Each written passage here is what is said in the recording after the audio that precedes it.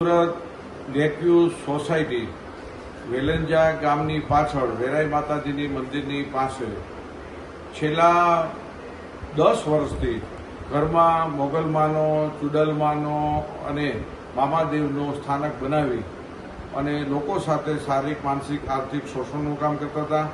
જાનુમાં, જાનુ આઈ અને ચુડલમાની જાનુનો અવતાર વગેરે નામથી પધરામણી કરી 21,000થી માંડીને 1 લાખ રૂપિયા સુધીની મા બાપ ફી વસૂલતા હતા.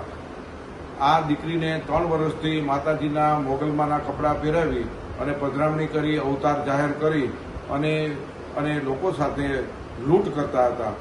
વિજ્ઞાન જાથા પાસે માહિતી આવતા, ખરાઈ કરતા, સત્ય હકીકત જણાય. અનેક લોકોને તેઓએ શોષણ કર્યું હતું. એને આ એક કાંડ બરાબર થઈ શકે છે, સમાજને દાખલારૂપ બાબત છે. જાનુઆઈએ કબૂલાત આપી કે મારે આ ધૂણવાનું કામ કે મારે પધરામણીનું કામ કંઈ કશું કરવું નથી, મારે ભણવું છે. છતાં પણ મા બાપ જોહુકમીથી, જબરદસ્તીથી મારીને, મારપીટ કરીને પણ એની પાસે ધૂણવાનું કામ અને કપડાં પહેરાવી અને પધરામણી કામ કરાવતા હતા. બહુ શરમજનક કિસ્સો છે. સમાજ સમક્ષ લાલબત્તી સમાન આવ્યો છે. આ કિસ્સાની અંદર અનેક પીડિતો છે જેની સાથે બ્લેકમેલિંગ કરે છે એવા પણ અમને માહિતી મળી છે. તો આ મા બાપના જે કરતૂત છે, જેસુખભાઈ અને પ્રિયાબેન બરવાડિયા કે જેઓ અમરેલી જિલ્લાના બાબાપુર વાંકિયાના વતની છે અને પ્રિયાબેન છે તે ડમરાળા ગામ ભાવનગર જિલ્લાના વતની છે. આ બંને કારસ્તાન કરી અને લોકોને છેતરપિંડી, ધાર્મિક છેતરપિંડી કરતા હતા.